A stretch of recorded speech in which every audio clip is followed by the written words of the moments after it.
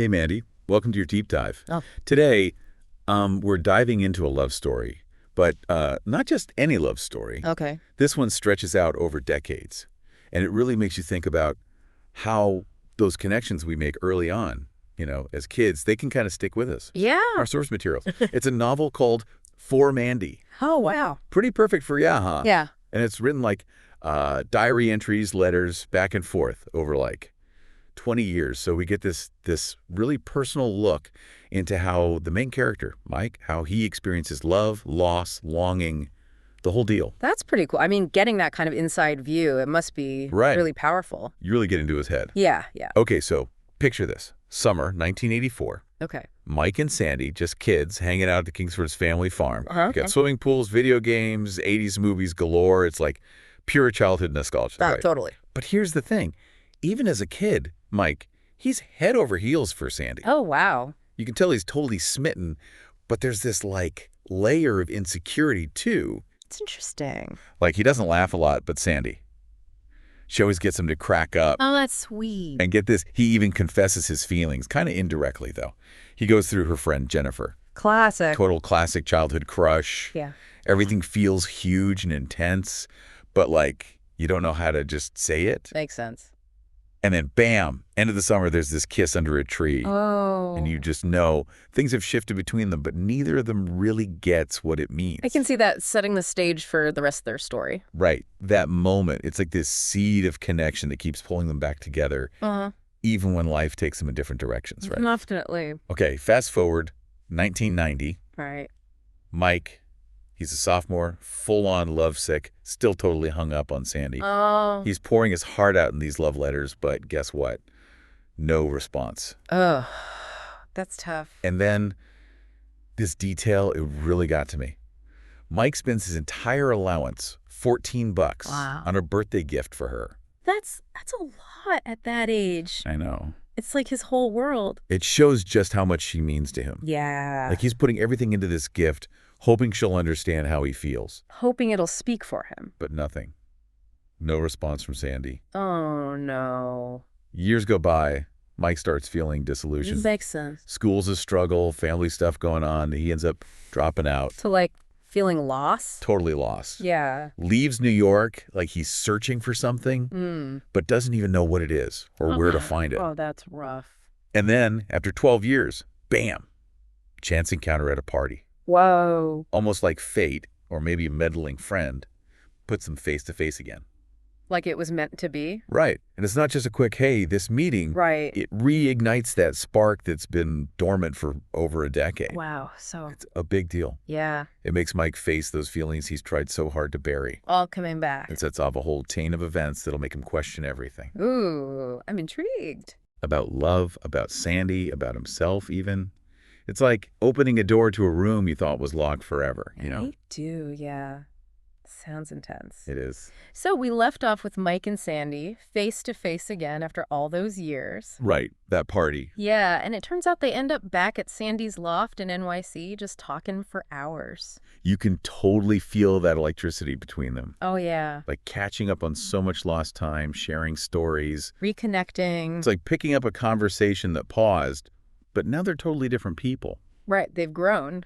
Grown, yeah, more layers, more experience, maybe some baggage too. Definitely baggage. But you can sense that tension. Like, where do they fit in each other's lives now? Yeah, it's not just about rekindling that childhood thing. Exactly. It's more, can they actually build something real as adults? And with everything they've been through. Exactly. Especially for Mike, He's carrying all these past experiences with Sandy, but also other relationships. He's guarded. You can tell he wants that connection, but he's also scared of getting hurt again. Makes sense. And it's funny because he's always questioning his feelings. Oh. Like, is this really Sandy or am I just seeing the girl I had a crush on? Projecting. Totally. It's like he needs to know it's real, Yeah. that he's not setting himself up for more pain.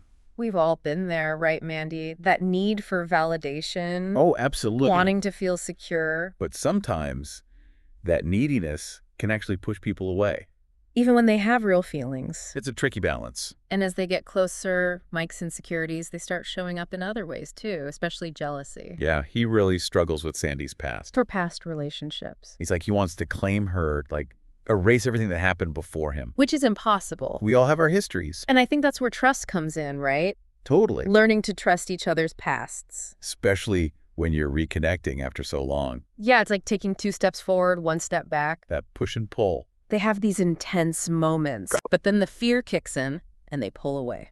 It's like they're dancing on the edge. And that plays out in their physical relationship too. The intimacy. Yeah, sometimes it's passionate, uninhibited, Letting go. but other times it's tentative, you know? Full of anxiety. Like those unresolved issues are bubbling up. Mike overthinks everything. About sex. About their connection in general, but especially physically. What do you mean? He's worried about his performance meeting her expectations. Trying to control it. Almost like he thinks if he can control it, he won't get hurt. But that can backfire, right? Create more distance. It does. Pushing her away before she can push him away. Self-sabotage.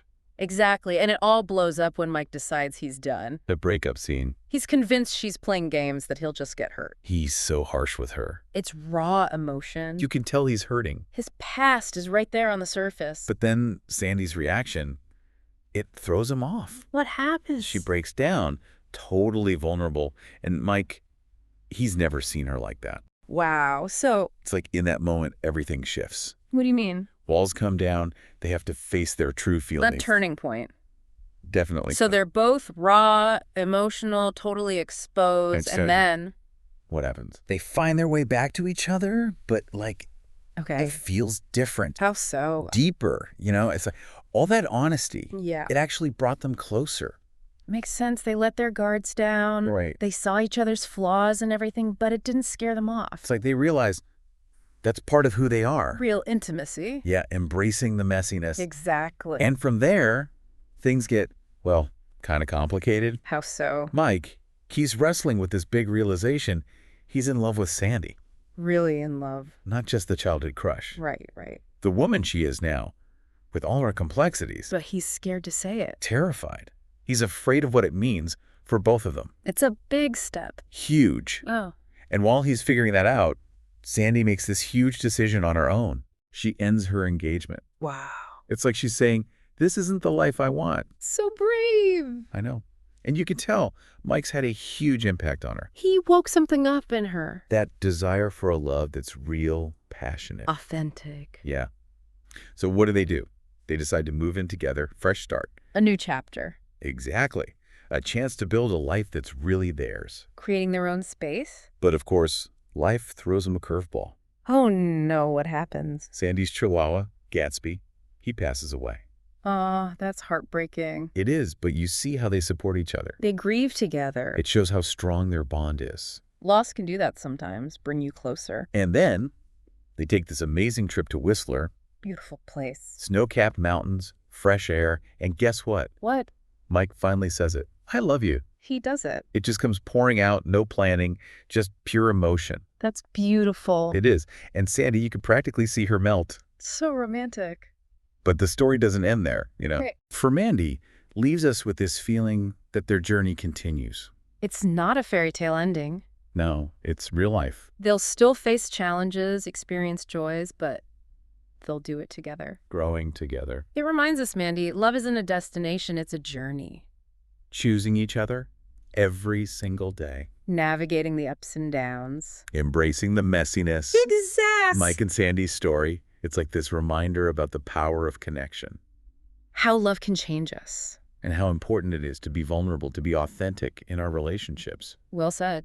Thanks for going on this journey through For Mandy with us. Yeah, thanks, Mandy. We hope it's given you some things to think about.